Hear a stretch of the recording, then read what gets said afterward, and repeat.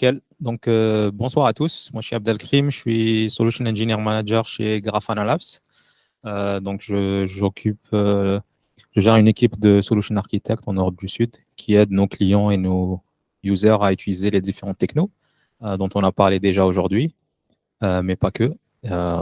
Voilà. Et aujourd'hui, je vais vous parler de Application Observability. Donc, dans le titre, il y a APM qui est barré. Je vous expliquerai pourquoi et pourquoi on parle d'observabilité plutôt dans des environnements plus modernes et comment on peut remplacer un certain nombre d'outils traditionnels, peut-être pas legacy, mais avec de l'open source et à quel niveau ça va remplir ou pas les besoins. Est-ce que c'est simple et quels sont les challenges qui existent encore pour que ça soit des solutions beaucoup plus simples à mettre en place. Donc, je vais commencer à parler un peu du move de APM vers Application Observability. Ce n'est pas quelque chose qui est juste propre à Grafana Labs, mais c'est quelque chose qu'on voit dans l'industrie d'une manière globale. Je vais introduire OpenTelemetry. C'est quoi? C'est un ensemble de choses. Il y a 2-3 choses qui vont nous intéresser aujourd'hui, donc sur lesquelles je vais passer un peu de temps. Et puis, je parlerai de à quoi peut ressembler une stack. Alors, chaque sujet nécessite 1 heure de présentation, donc je vais survoler pas mal de choses au niveau. Mais voilà, si vous avez des questions après, plus tard, on pourra en parler autour des pizzas. Et puis, selon le temps, je vais essayer de faire quelques démos pour vous montrer, voilà, Loki, Tempo, Mimir, Grafana sur des cas d'usage plus d'applicatifs. Notamment, il y a eu des questions, est-ce qu'on peut gérer les logs applicatifs avec Loki, ce genre de choses. Parfait. Donc, je vais commencer par la première partie donc, de APM application. Donc, juste pour les gens qui n'ont jamais utilisé des outils APM. Donc, l'idée ici, c'est de monitorer les performances, l'état de santé des applications et avoir une vision plus ou moins orientée business sur des transactions. Par exemple, vous avez un site web, vous voulez savoir qu'est-ce qui se passe sur une transaction, c'est-à-dire que depuis le moment où l'utilisateur se connecte au site web jusqu'à ce qu'il rajoute des choses dans le panier, il les achète. Et s'il y a des problèmes, mettre au courant et comprendre où est-ce que c'est lent, quel service qui cause ça, parce que voilà, j'ai mon provider de paiement, je ne sais pas que ce n'est pas Conto, mais autre chose qui sera lent ou quelque chose comme ça. Donc voilà. Donc au final, c'est un ensemble de fonctionnalités. Ce qu'on met ou pas dans l'APM évolue aussi avec le temps. Donc on parle de APM Core, c'est un ensemble de choses et des fonctionnalités. Donc, voilà, vous avez un dashboard, par exemple, de New Relic qui vous donne un état de santé de votre application et de l'infrastructure sous-jacente. Donc, ça, c'est quelque chose voilà, qui est très commun. Ensuite, mon clicker, il n'est pas en forme. On va prendre un autre exemple, par exemple, Dynatrace. Vous allez avoir une vue de traces distribuées, c'est-à-dire pour cette transaction, quels sont les différents services par lesquels la transaction est passée, combien de temps ça a pris, un ensemble de métadata qui nous permettent de comprendre voilà, avec quelle base de données on interagit, ce genre de choses. Et puis, est-ce qu'il y a eu des erreurs ou pas? Et on peut avoir des logs associés. Enfin. Et vous allez retrouver souvent ce qu'on appelle topology map ou des dépendances. Donc, c'est le graphe qui représente un peu ces services d'une manière visuelle pour que vous puissiez visuellement, très rapidement, comprendre s'il y a un problème, un goulot d'étranglement, une partie qui cause beaucoup de soucis dans l'application globalement. Voilà. Après, cette notion-là, elle peut s'élargir. On peut retrouver des solutions de monitoring de database, d'infrastructure, des choses un peu plus business, et ainsi de suite. Et donc, ça a été les solutions par défaut pendant un certain nombre d'années. Et aujourd'hui, on voit beaucoup d'entreprises qui essaient de changer la manière avec laquelle ils travaillent. S'il y a une analogie à donner, c'est un peu les gens qui sont passés de VMware vers le cloud. Donc, avec VMware, on peut automatiser un certain nombre de choses et on peut avoir un IaaS en interne. Mais ça nécessite un changement de culture aussi, même si la techno peut le faire. Et aujourd'hui, on parle de AWS, de Google, ce genre de choses. Donc, c'est quoi un peu les caractéristiques intrinsèques des APM qui sont, dans certains cas, ne sont plus adaptées au monde actuel? C'est qu'ils ont été construits pour des monolithiques. C'est-à-dire, c'est des applications assez stables. On ne touche pas vraiment, on les change 1 fois par 6 mois. Et du coup, le nombre de problèmes est assez connu, assez borné, on peut les gérer. Et dans ce cas-là, le fonctionnement, on va être vraiment basé sur les causes. Donc, vous avez une application, on sait qu'une cause principale des problèmes d'application, c'est la base de données. Donc, on va avoir un dashboard pour la base de données, des alertes pour la base de données. la base de données, elle peut crasher. Pourquoi? C'est soit la mémoire, soit le disque. Donc, on va avoir des dashboards pour ça, des alertes pour ça. Donc, on reste vraiment dans des choses principalement ce qu'on appelle en anglais known unknowns. Donc, c'est des problèmes qui peuvent arriver, qu'on a identifiés et qu'on a recensés. Après, dans des environnements plutôt cloud et microservices, on a souvent des choses qui arrivent à cause de l'interaction de plusieurs environnements, plusieurs contextes. Donc, on se retrouve avec beaucoup de dashboards, souvent beaucoup d'alertes, et du coup, ça devient difficile à gérer. Ensuite, il y a toute la partie cloud donc, qui explose la quantité de données qu'on va envoyer. Donc, il y a des problématiques de coût et surtout de vendor locking parce que la puissance de ces solutions, c'est qu'ils ont investi beaucoup de temps et d'argent à créer des agents pour les différents langages, JavaScript, C#, Java, ce genre de choses. Mais ça nécessite du coup d'utiliser des agents qui vous ferment dans un écosystème et c'est très difficile d'en sortir. C'est possible, mais ça coûte cher, il faut refaire pas mal de choses.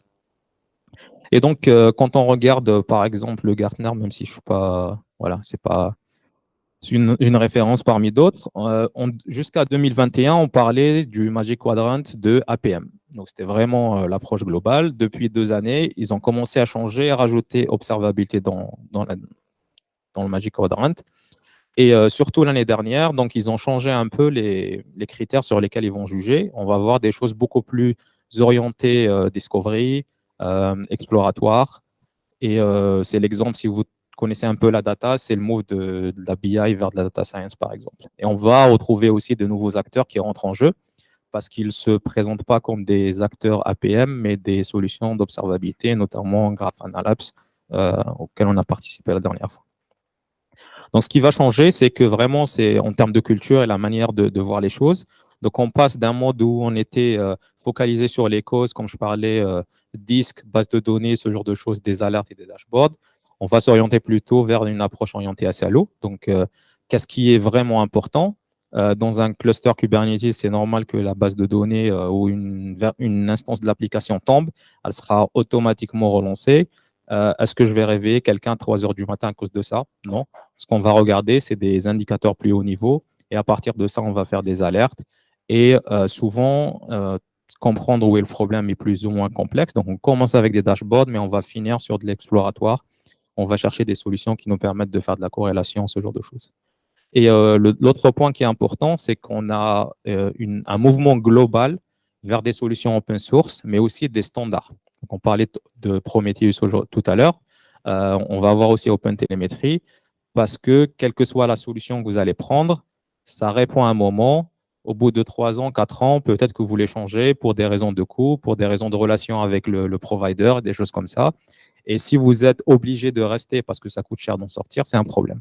Donc, OpenTelemetry prend beaucoup de place qui permet de découpler un peu toute la partie instrumentation de l'application, la génération des traces, par rapport au back-end dans lequel vous allez mettre les données et l'expérience de consommation de ces données-là.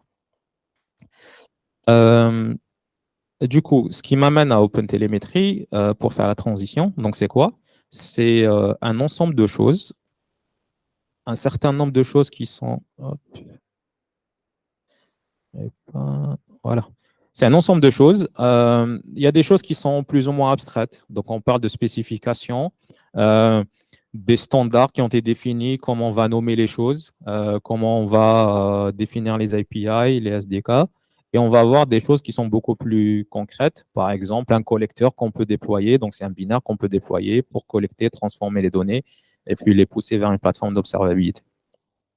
Donc, l'idée, c'est d'avoir un ensemble d'instrumentation par langage qu'on peut utiliser pour la plupart des langages actuels. Et puis, on va générer des données dans un format bien spécifique et utiliser un protocole OTLP pour pouvoir les envoyer. Donc, on va avoir des backends qui sont compatibles OTLP ou pas.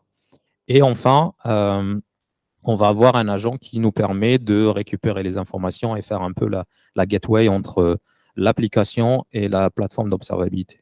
Donc, il y a énormément de choses, mais aujourd'hui, on va parler de trois principales composantes de OpenTelemetry. La première, elle paraît comme ça simple, mais elle est super importante. Donc, on parle de convention sémantique. C'est vraiment définir des règles de comment on va appeler les choses. Vous avez, j'imagine que tous rencontré une situation où vous avez une application peut-être constituée de plusieurs services. La latence, elle est appelée latence d'un côté, durée de l'autre côté, et on a besoin de coupler les deux mondes, de pouvoir faire la translation, ainsi de suite. Donc, l'idée ici, c'est, vu que les applications deviennent plus complexes, un peu éclatées, développées par différentes équipes, cette situation, elle arrive de plus en plus, elle devient de plus en plus fréquente. Et donc, l'idée ici, c'est d'avoir un langage commun pour s'assurer que tout le monde utilise les mêmes noms, utilise le même ordre. Ce n'est pas client.adresse ou adresse.client, on sait que c'est comme ça. Et surtout, quand vous commencez à vouloir bouger d'une plateforme à l'autre, vous avez envie d'avoir quelque chose qui comprend les informations que vous envoyez. Et demain, vous bougez d'un back-end à l'autre, bah, vous avez envie de retrouver la même chose et non pas refaire toutes les dashboards. Voilà, donc ça, c'est un point important. Je ne vais pas trop m'étaler là-dessus. Vous avez toute la documentation sur les sites OpenTelemetry. Hop. La deuxième chose, c'est toute la partie instrumentation. Donc, qu'est-ce qu'il faut faire au niveau de l'application pour générer les informations qu'il nous faut, que ce soit des métriques, des logs ou des traces. Donc, il y a plusieurs manières de le faire. Donc, on a l'instrumentation automatique, donc c'est la plus simple.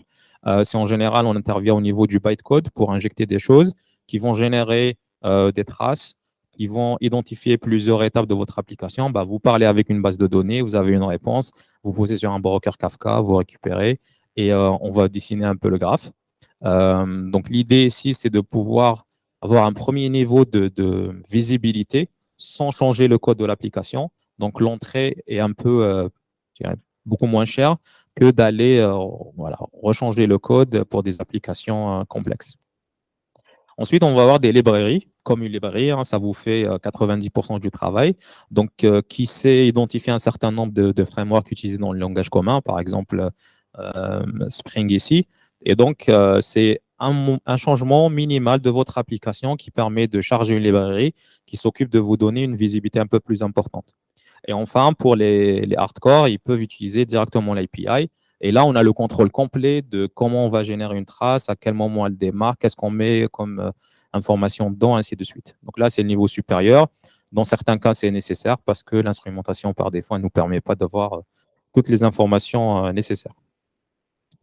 Et donc, vous avez vos applications, microservices qui génèrent toute cette télémétrie-là. Vous pouvez également avoir de l'infrastructure qui peut générer des données sous format OpenTelemetry, OTLP, donc à travers des receivers. Et donc, vous avez également un composant qui vient avec OpenTelemetry qui vous permet de récupérer les données, de faire toute la partie ETL. Donc, on peut recevoir des informations sous format OTLP ici, mais on a également des receivers pour recevoir du Prometheus, du Influx ou autre format, et de pouvoir écrire sur n'importe quelle base de données en sortie. Alors ici, il y a deux cas de figure. Soit la base de données, elle supporte OTLP, donc on va rester sur de l'OTLP de bout en bout. Soit, par exemple, vous prenez un Prometheus simple, il ne va pas supporter ça, on va faire du remote write en sortie. Donc, il y a de plus en plus de plateformes qui supportent OTLP par défaut. Par exemple, sur Grafana Cloud, on a un endpoint aujourd'hui qui parle OTLP pour l'ensemble des signaux. Donc là, juste pour rentrer un peu plus dans le détail dans le collecteur, ce que je disais tout à l'heure, c'est qu'on va avoir des receivers ici avec plusieurs protocoles communs. On va avoir la même chose en sortie. Et à l'intérieur, on va avoir un ensemble de fonctionnalités qui vous permettent de transformer la donnée, de l'enrichir avec des métadatas, de faire des corrélations, de faire du sampling ou ce genre de choses. Donc, c'est assez bien fourni, ça évolue très vite. Donc, il y a 2 ans, ce n'était pas du tout la même maturité et richesse d'écosystème qu'aujourd'hui. Alors, pourquoi c'est important d'utiliser OpenTelemetry? En tout cas, pourquoi il y a plein d'entreprises qui font le pari de standardiser sur OpenTelemetry? Vous pouvez le voir déjà ici en termes de engouement de la communauté. C'est juste le projet derrière Kubernetes dans l'écosystème CNCF. Donc, c'est quelque chose d'énorme. Il y a énormément de gens qui participent, qui déploient, qui utilisent, qui partagent leur retour d'expérience. Voilà, c'est un trend assez puissant. La raison principale, c'est la liberté que ça donne. Donc, comme je disais tout à l'heure, ça découple l'application et l'instrumentation par rapport à la plateforme d'observabilité. Donc, le pari, c'est que demain, je ne suis pas content, je veux changer quelque chose pour une raison technique ou autre. Je peux le faire assez facilement sans revoir, toucher mes applications, revoir mon data pipeline, ainsi de suite. C'est basé sur des standards. Donc, on a cette facilité aussi qui vient après parce qu'on peut changer de plateforme, mais s'il faut refaire tous les dashboards, toute la manière de consommer les données, les alertes et ainsi de suite, ça reste quand même un coût à avoir. Donc, l'idée, c'est de partir sur des standards. On est plus ou moins sûr que les plateformes qu'ils supportent vont être voilà, déjà fonctionnelles sur les données comme on les envoie. Et en face, c'est open source. Voilà, donc c'est quelque chose qui évolue très vite. On a un rythme d'innovation assez important. Pareil, il y a un an, on parlait principalement d'OpenTelemetry pour les traces. C'était la partie un peu stable et mature. Aujourd'hui, on parle aussi de métriques et de logs. Logs, ça a été stable depuis avril de cette année. Donc voilà, ça reste quelque chose de nouveau, mais ça évolue très vite. Et si vous avez regardé ça il y a un an, bah, je vous conseille de regarder cette année parce qu'il y a pas mal de choses qui ont changé. Alors, maintenant, OpenTelemetry nous permet de répondre à une partie de l'équation pour implémenter de l'application observability. Ça s'intéresse à la génération des données, la collecte des données, mais par contre, il n'y a pas de back-end dedans. À un moment, les données, il faut les stocker, il faut les requêter, il faut pouvoir créer des dashboards là-dessus. Et donc, on travaille chez Grafana Labs pour que notre stack LGTM, Loki, Grafana, Tempo, soit la meilleure stack pour de l'OpenTelemetry. Un peu comme on l'a fait pour Prometheus. Loki s'est beaucoup inspiré de Prom, donc c'est le même langage de requêtage. On a l'intégration avec Alert Manager, ainsi de suite. On veut faire exactement la même chose pour OpenTelemetry pour que ce soit le choix par défaut pour de l'open source. Hop, et l'écosystème OpenTelemetry. Donc, je vais faire une simplification vulgaire. Pour avoir une solution APM ou Application Observability, on a besoin de ces 4 composants-là. Donc, on a besoin d'un agent qui va récupérer les informations qu'il faut depuis les applications, faire du service discovery, trouver un peu les différents services qui se parlent entre eux. On va devoir récupérer ces informations avec un ensemble de fonctionnalités. Quel protocole on va utiliser? Est-ce qu'on va transformer les données lors de la collecte? Et puis, on va les envoyer dans des backends. Donc, on parle de principalement métriques, log et traces. On fait de plus en plus de profiling, mais ça reste moins mature. Et enfin, on va avoir une certaine expérience utilisateur avec des dashboards par défaut qui nous disent qu'est-ce qu'il faut regarder quand il y a des problèmes et comment on passe voilà, d'une vue globale vers une vue service, quels sont tous les services qui font partie de l'application, ainsi de suite. Et donc, comme je disais, OpenTelemetry, donc je ne suis pas très bon dans les animations PowerPoint apparemment. Donc, la partie OpenTelemetry va intervenir dans les deux premières phases, donc toute la partie instrumentation avec les API, les librairies et l'auto-instrumentation. Donc, avec ça, on espère avoir déjà les traces et puis on peut avoir également les métriques et les logs et toute la collecte avec OpenTelemetry Collector. Et donc, pour la partie visualisation, souvent, on va utiliser Grafana pour pouvoir visualiser ces données, créer des dashboards.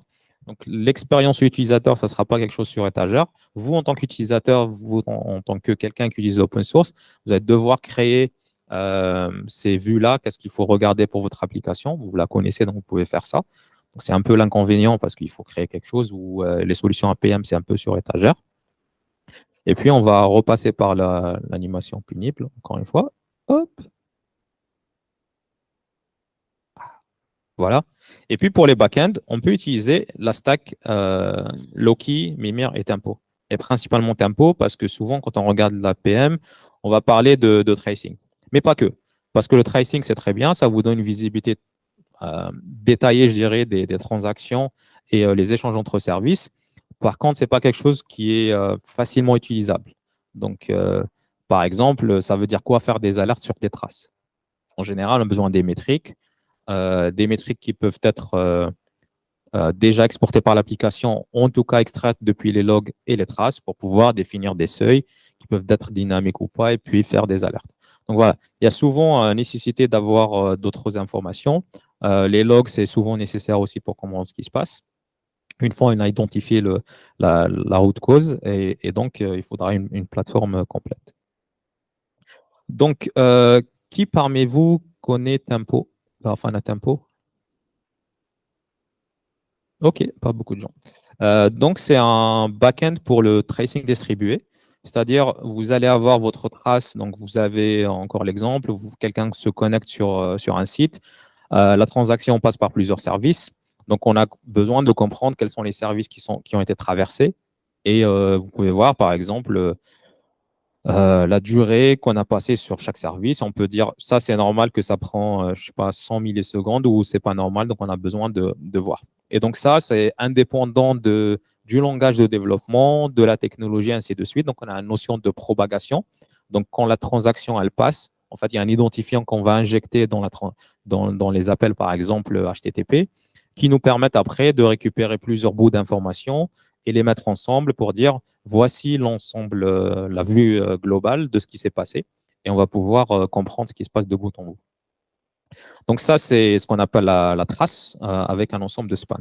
Mais comme je disais tout à l'heure, nous, on est habitué à travailler avec des dashboards pour voir l'évolution sur le temps. Une trace, c'est une transaction. Peut-être que la transaction a un problème, mais globalement, mon service se comporte bien, mon application se comporte bien. Donc, on a besoin d'extraire des informations un peu plus haut niveau pour qu'on puisse faire des statistiques, des alertes dessus et qu'on puisse, nous, humains, en tout cas, les consommer. Et donc, c'est là où c'est important le lien. Donc, Tempo vient avec un langage. Donc, pour les gens qui ont testé Tempo au début, c'était principalement un key store. C'est-à-dire, vous allez avoir des traces, vous allez avoir un identifiant et vous allez juste demander la trace, on va vous la rendre.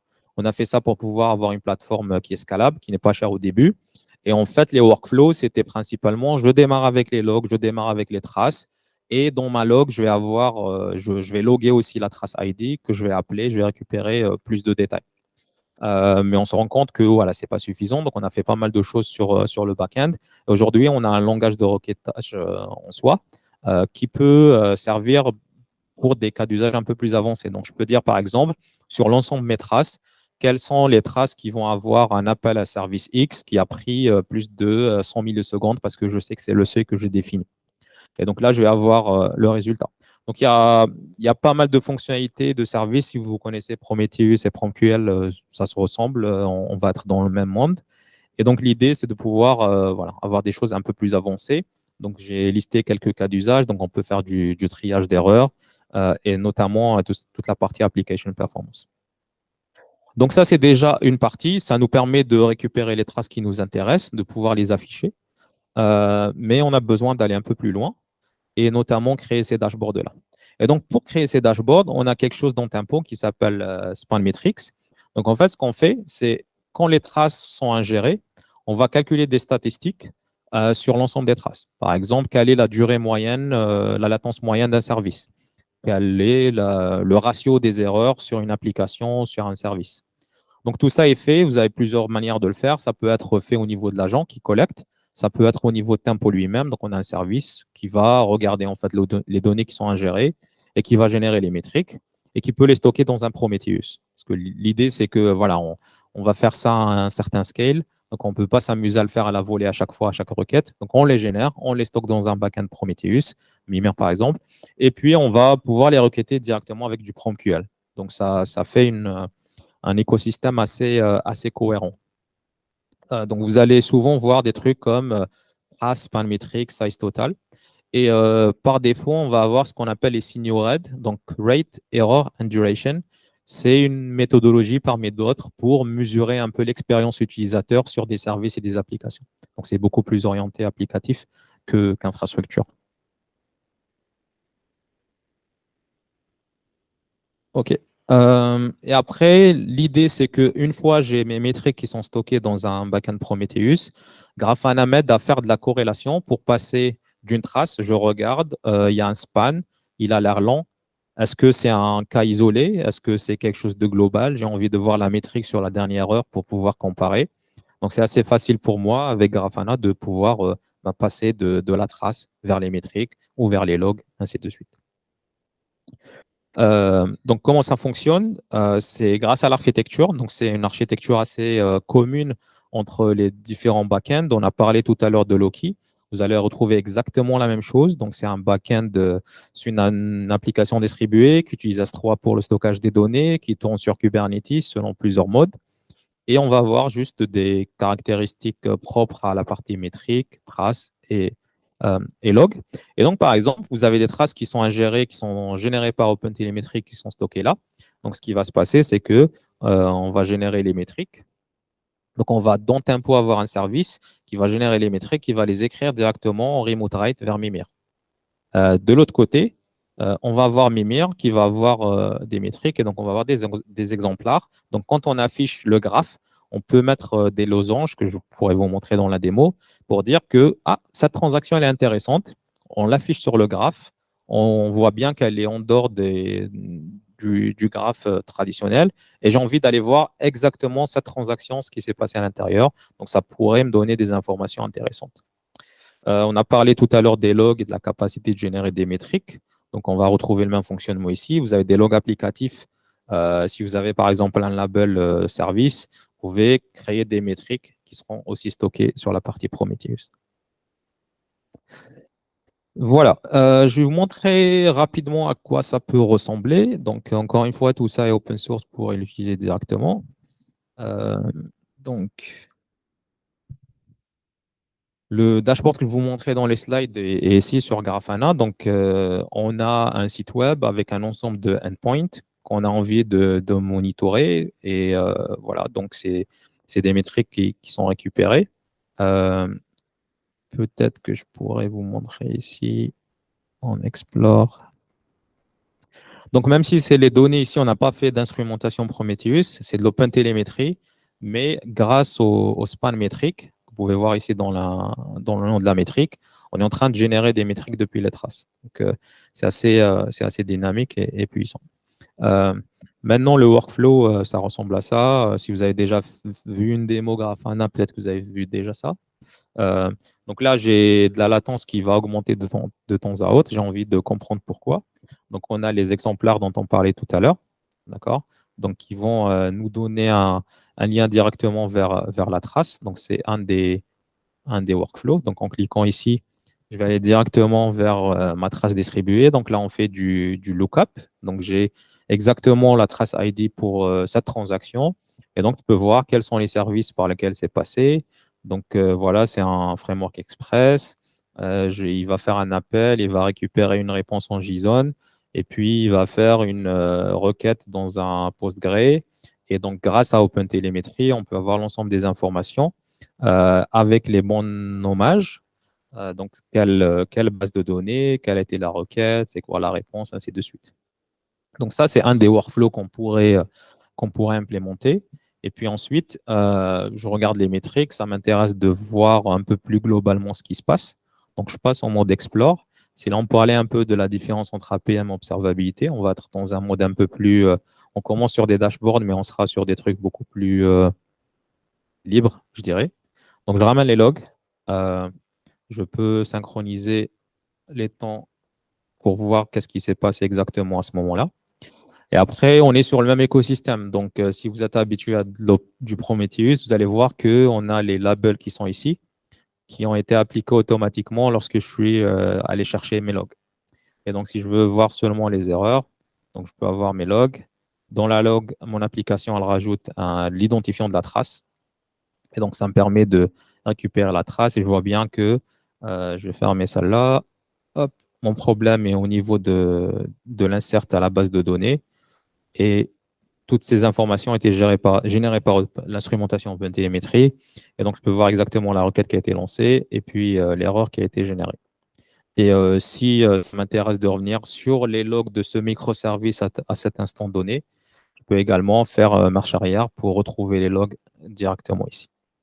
Donc voilà, ça c'est un des workflows que vous pouvez créer qui peut servir la fonctionnalité d'application monitoring, application performance monitoring.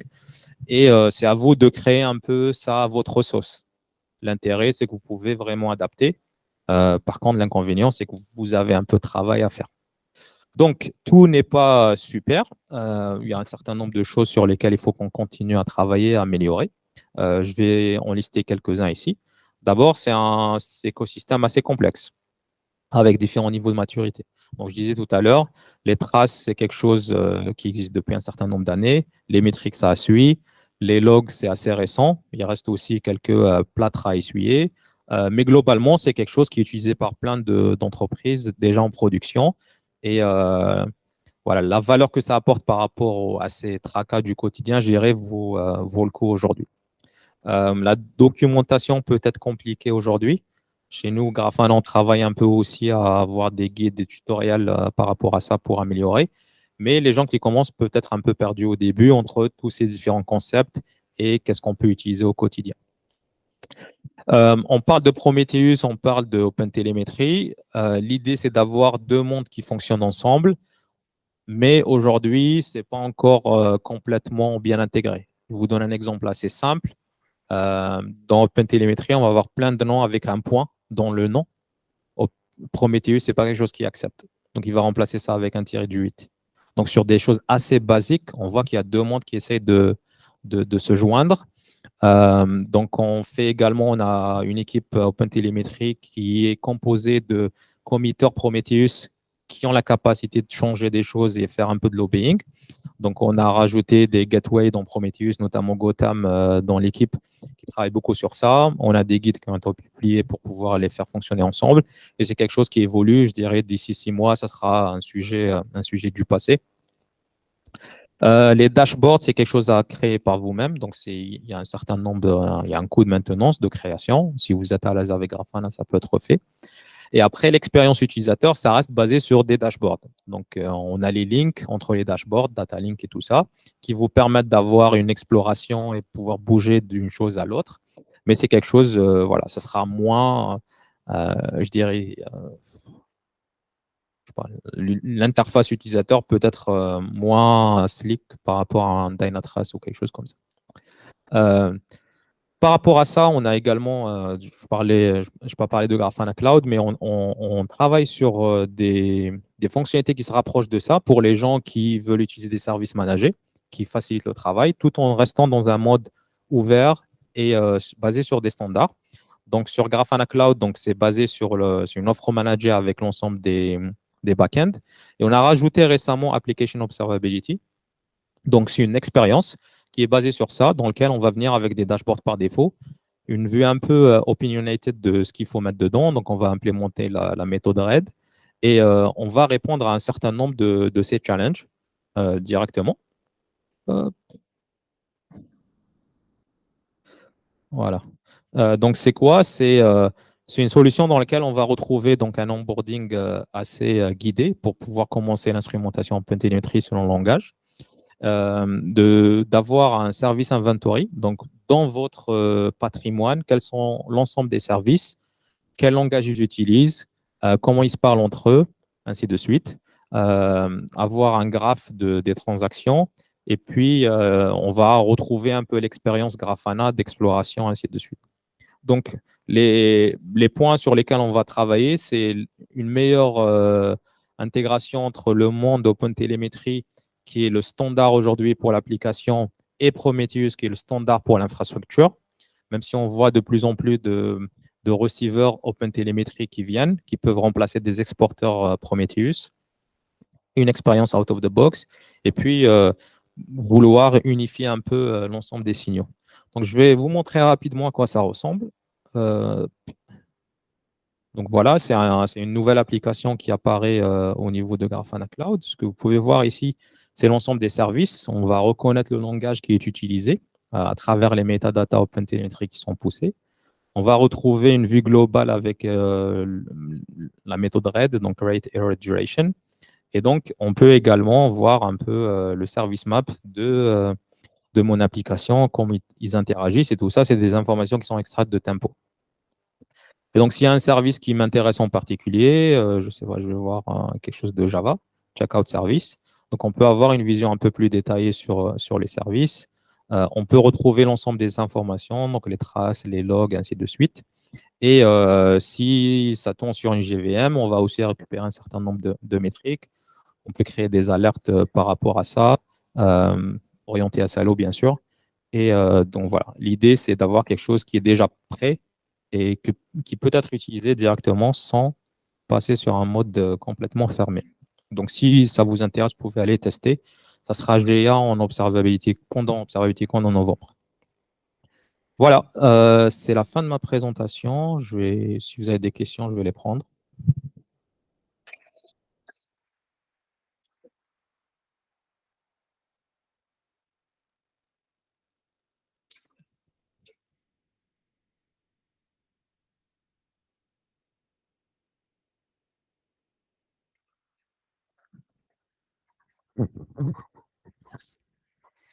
Bonsoir, merci pour la présentation. Du coup, j'ai eu une question. Est-ce que le fait d'instrumentaliser un peu le code, comme tu as montré, ça a un impact sur les performances de l'application?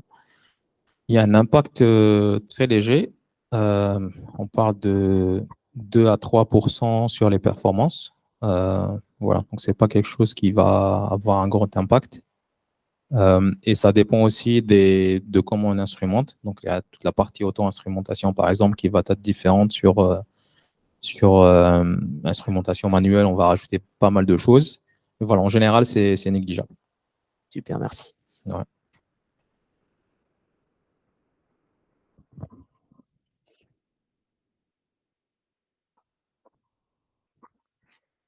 Pour la partie observabilité dont tu as parlé, qui potentiellement est bien pour commencer, est-ce qu'il y a des prérequis pour que ça marche? Est-ce que tu as besoin, par exemple, de Kubernetes ou est-ce que tu peux y aller genre comme ça, peu importe ta stack?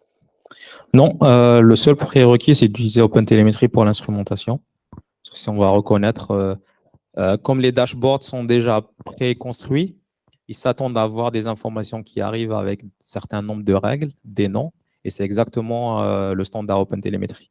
Donc, si tu poses quelque chose qui est différent, ben, on ne va pas les reconnaître. Par contre, si tu utilises OpenTelemetry, les SDK et les API pour instrumenter, ça fonctionne. L'application, elle peut tourner sur n'importe quel environnement, il n'y a pas de contrainte. Et je me permets une deuxième question dans la foulée. Bien sûr. Si jamais tu utilises le SDK OpenTelemetry sur un langage où une partie n'est pas stable, typiquement, je pense à Ruby et les métriques, est-ce que tu as des recos sur comment pallier à ce genre de problème? C'est un peu le revers de la médaille de l'open source, c'est que voilà, s'il y a des choses qui manquent, il va falloir déjà les signaler à travers des issues GitHub. Et souvent, si vous travaillez avec une entreprise qui intervient sur l'OpenTelemetry, elle peut aider parce qu'elle peut prioriser parce que vous êtes client. Sinon, il faudra travailler avec la communauté. Ils sont assez récepteurs de retour. Il y a souvent des calls qui se font d'une manière mensuelle ou hebdomadaire. Donc, des fois, il suffit juste d'être dans ce call, de pouvoir partager le problème avec les gens. Ils se rendent compte et ça permet de le prioriser par rapport à d'autres choses. Voilà un peu le conseil. Après, si vous avez le courage, c'est la communauté aussi, c'est de le résoudre et contribuer. Il y a une question dans le fond. Je vais interrompre après la session des questions. Si jamais vous avez d'autres questions à poser, je pense que vous aurez l'occasion de le faire autour des bières et pizzas. Bonsoir, merci pour la présentation. Je suis particulièrement intéressé par la partie corrélation entre les logs, les métriques et les traces. Ça, c'est quelque chose qui est fourni par le standard OpenTelemetry ou qui est fourni par l'ensemble de solutions Grafana Labs? C'est une partie qui est fournie par la stack LGTM, donc Loki, Tempo et Mimir. Et ça exploite aussi un ensemble de services discovery pour pouvoir récupérer les mêmes informations, surtout quand vous êtes dans un environnement Kubernetes, par exemple. Très bien. On a un événement le 12 octobre. Si vous êtes disponible, vous aimez toutes les informations ici. On va avoir des présentations de SNCF, Outscale, Crédit Agricole, voilà, qui vont faire des retours d'expérience sur leur projet. Ce ne sera pas que de la technique. On va parler aussi de sujets comme organisation, changement de culture, définir sa stratégie d'une manière globale. Donc, si vous êtes disponible, vous êtes les bienvenus. Merci.